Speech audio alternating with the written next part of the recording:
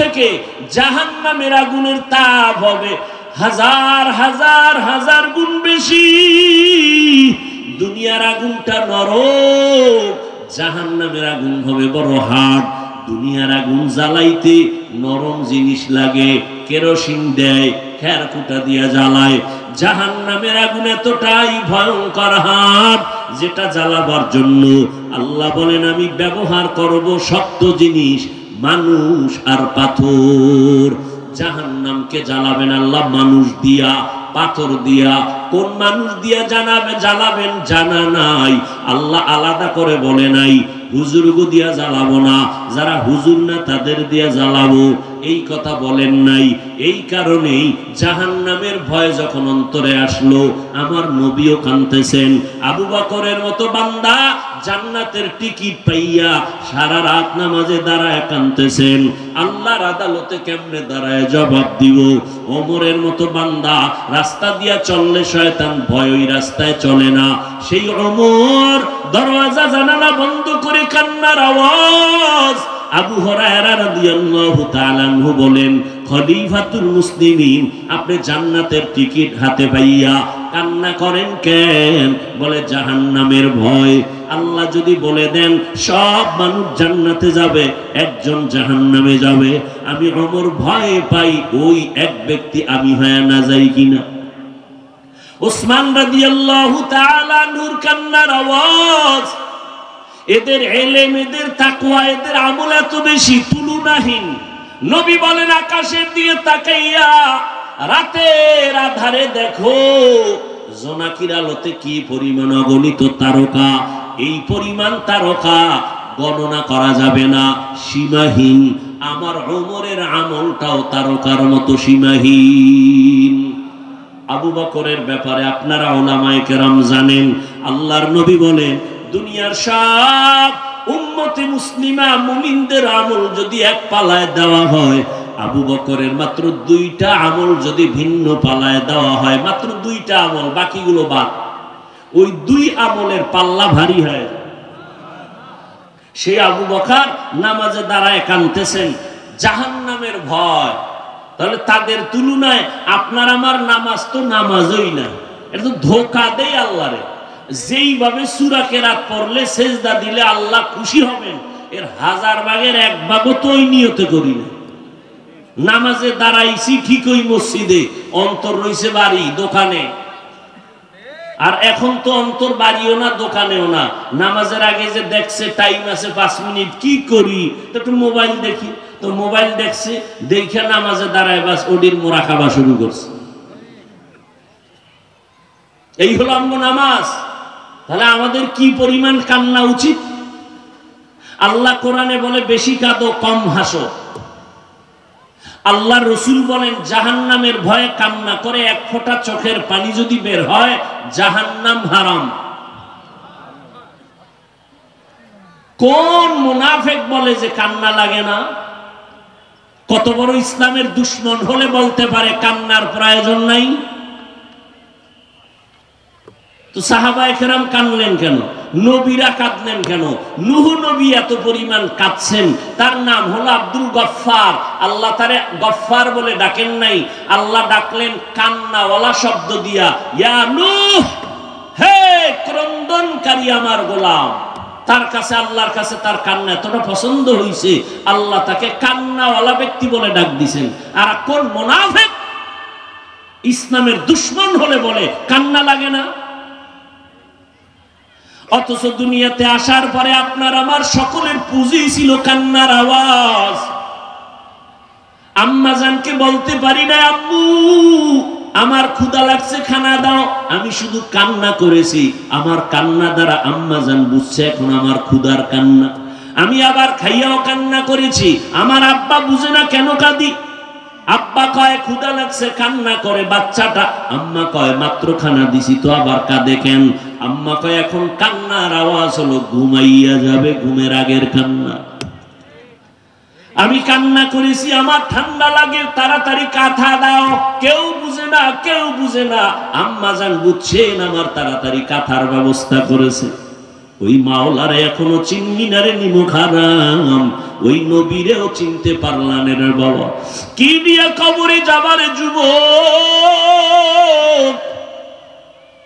কই বাড়ি গাড়ি টাকা পয়সা যতই মাস্তানি করো, নমরুদ ফেরাউনের থেকে বড় মাস্তান জীবনে হতে পারবা না। আজকে ওই ফেরাউনের লাশটা পর্যন্ত মাটি গ্রহণ করে নাই সারা দুনিয়ার বেঈমানেরা। ওরা তো বড় বড় দুনিয়াদারের স্মরণ করে, অথচ ফেরাউন বেঈমান নমরুদ ওদের নামটা পর্যন্ত কোনো মুমিন কেন বেঈমানেরাও পছন্দ করে না। দুনিয়ার কোন বেঈমানের বাড়ি ফেরাউন নামে কোনো সন্তান নাই, নমরুদ নামে নাই, আবু জাহাল নামে নাই। ও আল্লাহর বান্দারা, যতই বাহাদুরি করো ওদের মতো হতে পারবা না। অতএব মাথা নত কইরা তওবা করে নেও। আল্লাহ তওবার দরজা খুলে ডাকতেছেন, কারণ আল্লাহ বলেন আমি চাই না আমার মোহাব্বতের কোনো বান্দা বান্দি জাহান্নামে যাবে। জাহান্নামের একটা সেকেন্ডের আযাব সহ্য করার শক্তি কারো হবে না। বিজ্ঞানীরা বলে জমিন থেকে 9,30,00,000 মাইল উপরে হলো সূর্য, জমিনটা থেকে 13 লক্ষ গুণ বড় সূর্য। যদিও তাদের থিওরিটা ভুল, বর্তমান বিজ্ঞানীরা বলে আগের বিজ্ঞানীদের থিওরি সব ভুল, তারপরও যদি মেনে নেই 9,30,00,000 মাইল উপর থেকে সূর্য। এখন ঘাম ফ্যানের বাতাস ছাড়া রাতে ঘুমাইতে পারি না, মশার কামড় সইতে পারি না, মশারি টানায় ঘুমাই। কিয়ামতের ময়দানে সূর্য মাথার উপরে নেমে আসবে, জমিনটা তামা হয়ে যাবে, জাহান্নামের আগুনের আওয়াজ, ওদিকে আমার আল্লাহ তাআলার রাগান্বিত আওয়াজ, লিমানিল মুলকুল ইয়াউম লিল্লাহিল ওয়াহিদিল কাহ্হার। হাসরের ময়দানটা কতটা ভয়ঙ্কর হওয়ার কারণে নবীদের কোনো গুনাহ নাই, তারা পর্যন্ত কান্না শুরু করবেন। চিন্তা করেন কেমন হালাত হবে। ও আল্লাহর বান্দারা, এখনো সময় আছে, তওবা করে নাও।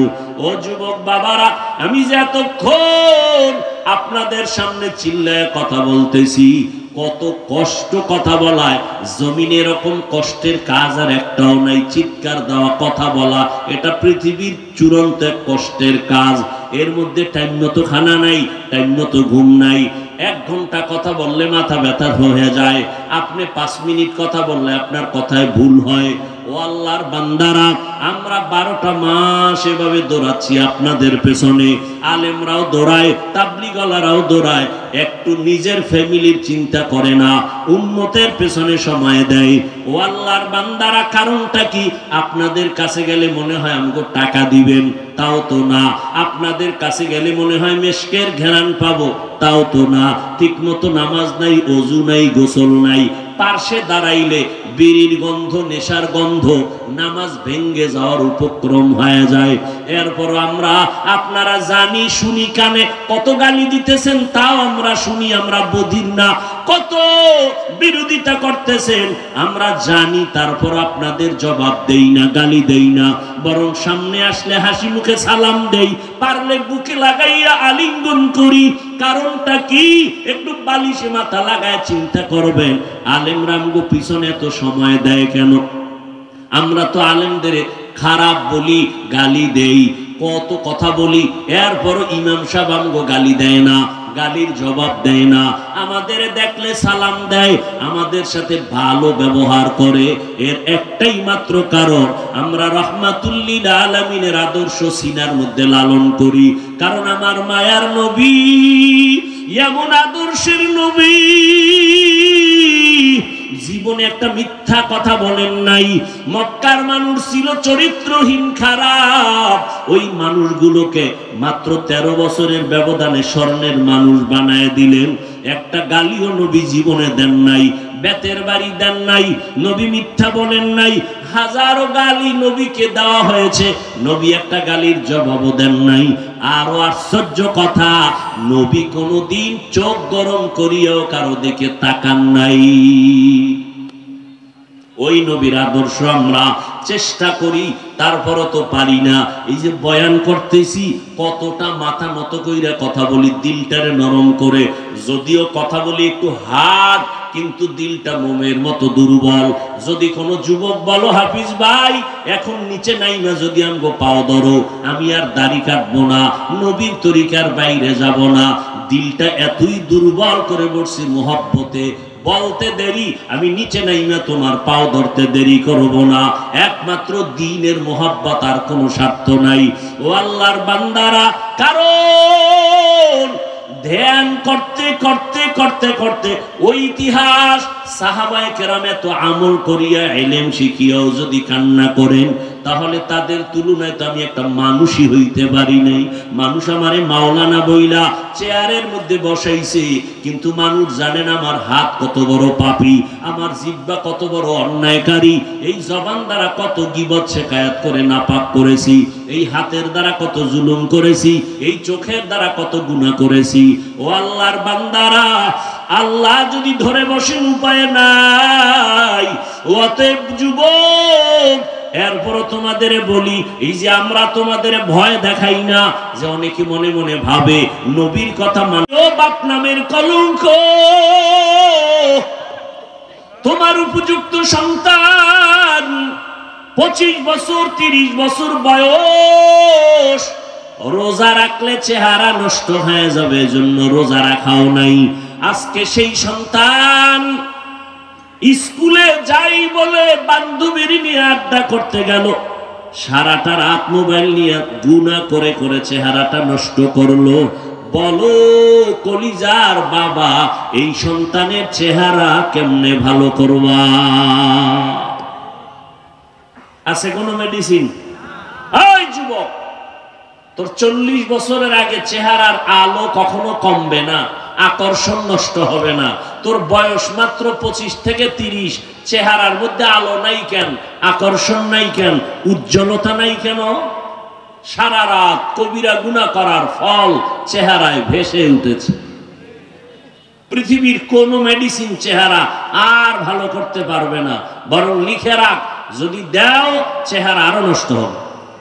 হ্যাঁ, একটা মেডিসিন আছে, চেহারা দিন দিন শুধু সুন্দরই হবে, উজ্জ্বলতাই হবে, আকর্ষণ হবে, যদি গুনাহ ছাড়ো, নেক আমল করো। এরা যুবক আল্লাহর গোলাম, যখন সন্তান বলবে আমার মা বাবার কারণে আমি বেনামাজি হয়েছি, আল্লাহ পাল্টা প্রশ্ন করবেন, তোরে না বিবেক দিয়েছিলাম, ভালো মন্দ যাচাই করার মতো জ্ঞান দিয়েছিলাম, এটা কুত্তা শুয়ারের দেই নাই? আমি তোরে মানুষ বানাইয়া তোকে দিয়েছি, ওই বিবেক দিয়া কেন সঠিকটা গ্রহণ করো নাই?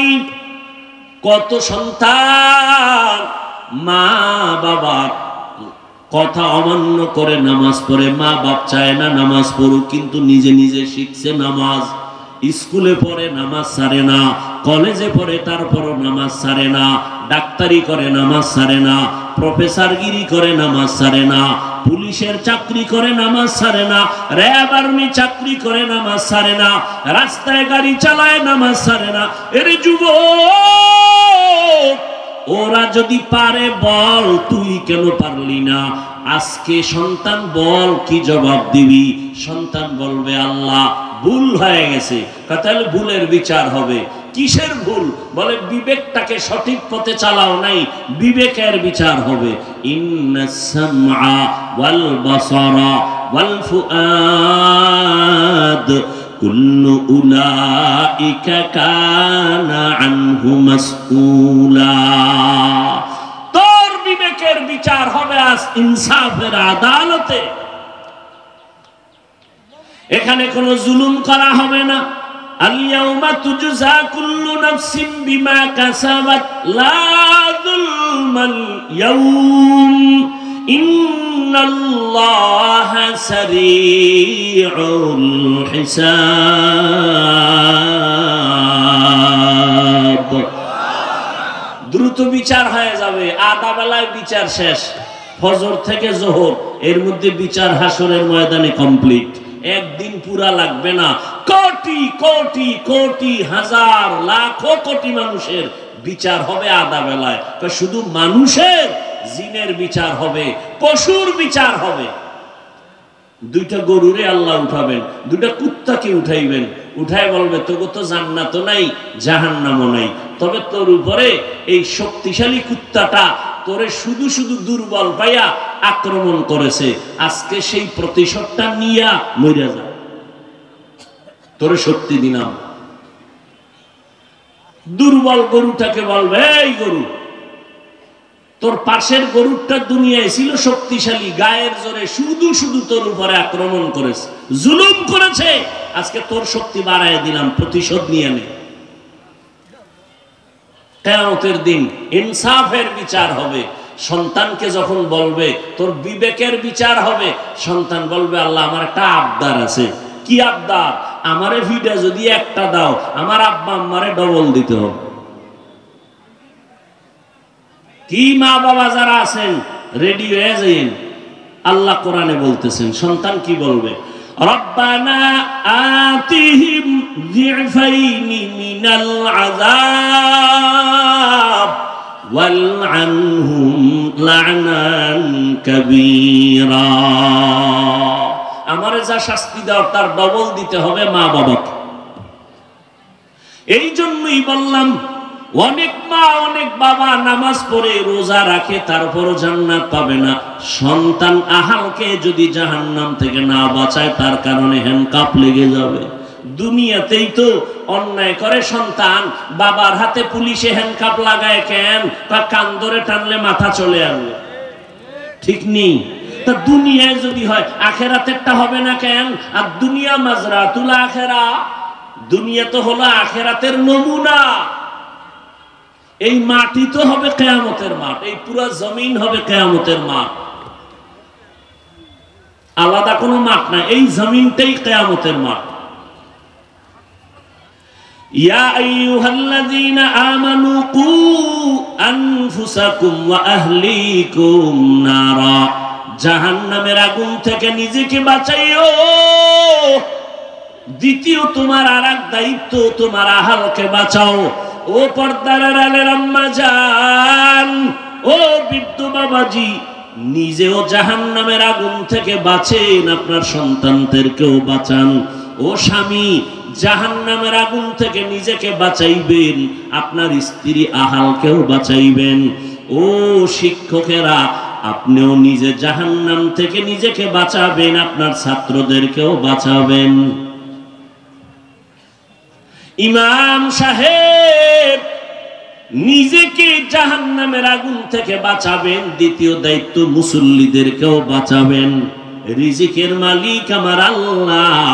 জমিনের মধ্যে করোনা দিয়া আল্লাহ প্রমাণ করেছেন, ব্যবসা বন্ধ, চাকরি বন্ধ, স্কুল বন্ধ, কলেজ ভার্সিটি বন্ধ। আল্লাহর শুকর, একটা কোরআনের মাদ্রাসাও করোনায় বন্ধ হয় নাই। কোন মাওলানা, কোন হুজুরেরা রাস্তায় গিয়া বলে নাই মেয়ে ছেলে নিয়া না খাইয়া মরে গেলাম, টাকা দাও, ভিক্ষা দাও। কোন হুজুর ভিক্ষা করে করোনায় বলে না আমারে টাকা দাও, বলছে? আপনাদের কাছে প্রমাণ আছে? আরো কত আশ্চর্য কথা, বাবাই মারা গেছে করোনায়, ছেলে লাশটারে লাত্তি দিয়া বাইরে ফালায়া দরজা লাগাইছে, অন্য লোক দিয়া লাশটাই না রাস্তায় রেখে আসছে। ছেলে খবর নেয় না, বাবায় পচে যাক, একদিন চলে গেল, পুলিশ খবর পাইয়া লাশটা নিয়ে গেল। আর এই রকম সন্তান বাবার জানাজা হইল কিনা খবর নেয় নাই। কেমন এক কঠিন করোনা! কিন্তু তাকায় দেখছেন, ইতিহাস যেন ভুলে না যান, ওই করোনার সময় শত শত করোনার লাশ এদেশের টুপিওয়ালা আলেম ওলামারা দইরা দইরা গোসল করাইয়া, কাফন পরাইয়া, জানাজা পরাইয়া দাফন করেছে। আল্লাহর শুকর, একজন টুপিওয়ালা করোনায় মরে না। আর এখনো বহু ভদ্রলোক আছে, এখনো মাস্ক পরে বয়া থাকে, মেডিসিন লয়ে বয়া থাকে, হাত দই মইরা যাওয়ার ভয়ে। আছে না নেই? জিন্দগি মে বন্দগি তু করনা হে, जिंदगी में बंदगी तू करना है,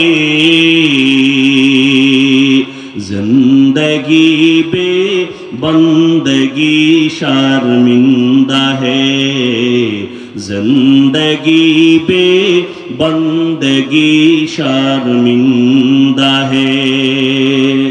दुनिया में हो दुनिया का तलबगार ना हो,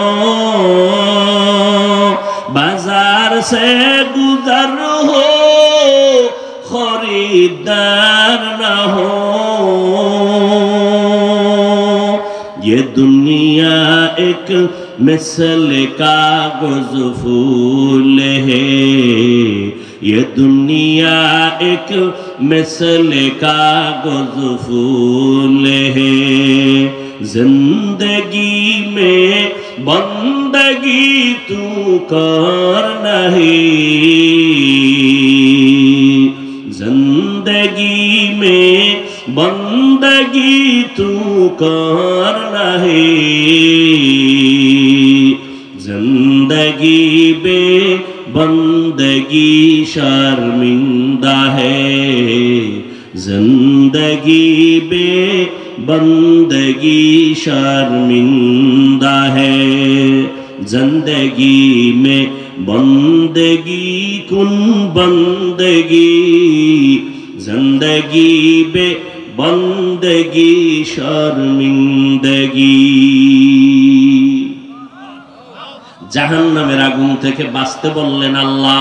প্রশ্ন বড় কঠিন, জাহান্নাম তো মরার পরে, আবার একদল টুপিওয়ালারা এখন বের হইছে, এরা বয়ান দিয়া বলে কবরে কোনো আযাব হবে না। নাউজুবিল্লাহ না, নাউজুবিল্লাহ কইতো চিন্তা করেন।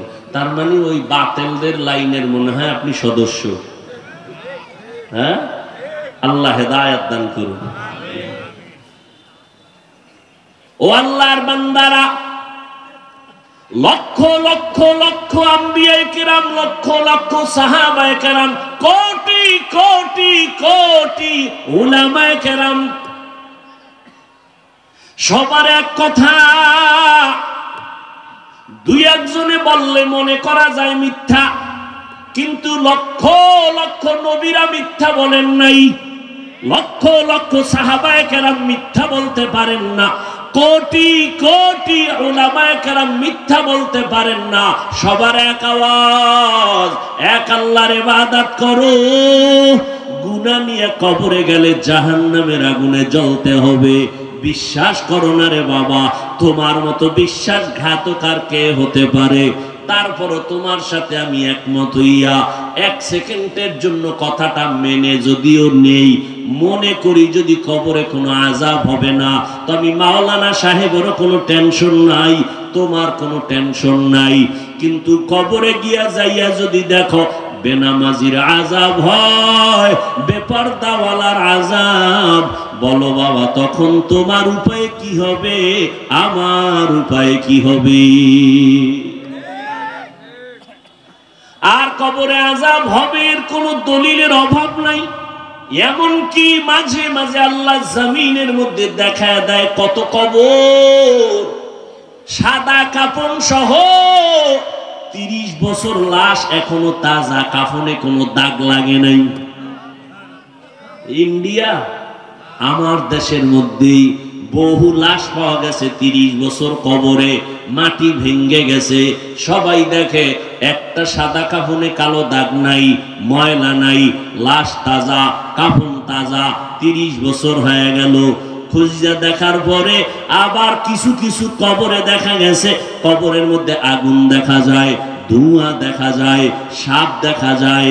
যত কবরে আযাব সব বেনামাজির কবর, আর যত কবরের লাশ তাজা পাওয়া গেল সব হলো নামাজির কবর। তো কবরে আযাব হবে জাহান্নামের আগুন, অথবা কিয়ামতের ময়দানে হিসাব নিকাশের পরে জাহান্নামের আগুন। এখন আমরা কেমনে বাঁচবো? একজনে আগুনের পাশে দাঁড়াইলে বলা যায় সামনে আগুন, দূরে সর। জাহান্নামের আগুন তো অনেক পরে, চোখেই তো দেখি না, এখন কেমনে বাঁচবো দুনিয়ায়? মুফাসসিরিনে কেরাম বলেন, যেই কাজ করলে জাহান্নামে যাইবা ওই কাজ থেকে তুমি নিজেরে বাঁচাও। ওই কাজের নাম হলো গুনাহের কাজ। ওই কাজের নাম কি? ওয়া আম্মা মান খাফা মাকামা রাব্বিহি ওয়া নাহান নাফসা আনিল হাওয়া ফাইন্নাল জান্নাতা হিয়াল মাওয়া। আল্লাহ তাআলা বলেন, আমার দরবারে দাঁড়াইয়া হিসাব দেওয়ার ভয়ে যদি বান্দা নিজের গুনাহ থেকে বাঁচায়, আমি সুসংবাদ দিলাম তোমার ঠিকানা জান্নাতুল মাওয়া। হর কে দারত খৌফে হক দার দিল মাদাম জান্নাতুল মাওয়া দেহদ রামকাম जुज़्बा हक़ चीज़े मखाज़ इंसो जा फज़ले उआ मस्ते दर जुमला जहा। জাহান্নামের আগুন থেকে বাঁচতে কেন বললেন? এর কারণ হলো দুনিয়ার আগুনটাও আগুন, জাহান্নামের আগুনটাও আগুন। ব্যবধানটা কি? বলে দুনিয়ার আগুনের দ্বারা উপকার বেশি হয়, মাঝে মাঝে ক্ষতি হয়। জাহান্নামের আগুনটা ক্ষতি ছাড়া কোনো উপকার হবে না। দুনিয়ার আগুন তাপ কম, স্কুলে পড়া যাবে না, চাকরি করা যাবে না। না বাবা, আমি তোমাদের আমার মতো হুজুর বানাইতে একবারও বলি নাই। তুমি যেই লাইনে আছো থাকো, আল্লাহর মহব্বত নিয়ে নবীর আদর্শ মানো। তুমি স্কুলে পড়ো, কলেজে পড়ো, চাকরি করো, ব্যবসা করো, নামাজ ঠিক মতো পড়ো, মা বাবার দোয়া নিয়ে চলবা, মা বাবার সাথে কখনো খারাপ আচরণ করবা না, ওলামায়ে কেরামের পরামর্শ নিয়ে নবীর সুন্নাত অনুযায়ী চলবা, নবীর তরিকা মেনে চলবা। তোমার মতো বান্দা জেনারেল লাইনে থাকিয়াও যদি নবীর আদর্শ নিয়ে চলতে পারে, তোমার সমস্যাটা কোথায়? ও বৃদ্ধ বাবাজিরা, আপনার মতো কত বুড়া মানুষ এখনো লাঠি নিয়ে হাতে লইয়া কষ্ট করিয়া হলেও মসজিদে গিয়া নামাজ পড়ে ছাড়ে না। আপনারা কেন পারবেন না? ও পর্দার আড়ালের আম্মা জানেরা, আপনাদের এত মর্যাদা, আপনারা নবীদের মায়ের মতো মা, সাহাবায়ে কেরামদের মায়ের মতো মা, আপনারা হাফেজ আলেমদের মায়ের মতো মা। এই দুনিয়াতে আপনাদের এত সম্মান, দুনিয়াতে যত ভালো ভালো সন্তান আসছে একমাত্র আপনাদের দোয়ার কারণে।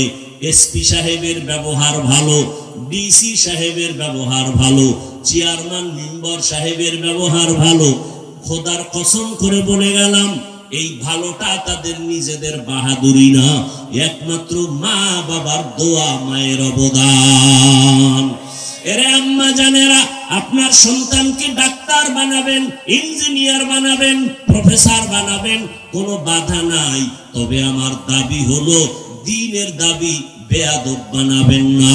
আপনার সন্তান জানো তার আচরণে আলেমরা কষ্ট না পায়, আপনার সন্তানের আচরণে জানো উলামায়ে কেরাম মুরব্বীরা কষ্ট না পায়, আপনার সন্তানের ব্যবহারে মা বাপ যেন কষ্ট না পায়, কোন আপনজন যেন কষ্ট না পায়। আপনার সন্তানকে ডাক্তার বানাবেন, তবে আদর্শওয়ালা বানাইন। আপনার সন্তানকে আদর্শওয়ালা ইঞ্জিনিয়ার বানাইন। বলবেন আদর্শ কই পাবেন? একমাত্র পৃথিবীর মধ্যে পবিত্র আদর্শই হলো নবীর আদর্শ। দুনিয়ার সব আদর্শ না পাক, একমাত্র মদিনাওয়ালা নবীর আদর্শই হলো পাক। বর্তমানে কিন্তু আদর্শ জবাই করার জন্য কত ধরনের ষড়যন্ত্র চলতেছে। ও আল্লাহর বান্দারা, কয়দিন আর বাঁচবেন? এমন অবস্থা আসতেছি, মা বাবাকে সন্তান ভয় করার কথা, কিন্তু এখন উল্টা হয়ে গেছে। মা বাবা সন্তানের ভয় পায়, কখন জানি বেয়াদবি করে। শিক্ষকেরা ছাত্র ভয় করবে, এখন উল্টায় গেছে। সব শিক্ষকেরা ছাত্রদের ভয় পায়, কখন না জানি শিক্ষকের সাথে বেয়াদবি করে। ঠিক নেই? কত বড় খারাপ, কেমন এক হালাতে আমরা আছি। দুনিয়ার সব এখন ওলট পালট হয়ে যাচ্ছে, একমাত্র কারণ আমরা আল্লাহকে চিনি না, আল্লাহর হুকুম মতো চলি না। আল্লাহ এতটাই দয়াময়, বলে বান্দা গুনার পাহাড় যদি করো, আমার কাছে যদি বলো ভুল করেছি, তোর গুনার পাহাড় বানাইতে লাগছে 50 বছর, আমি তোরে গুনাহ মুক্ত করতে 1 সেকেন্ডও লাগবে না।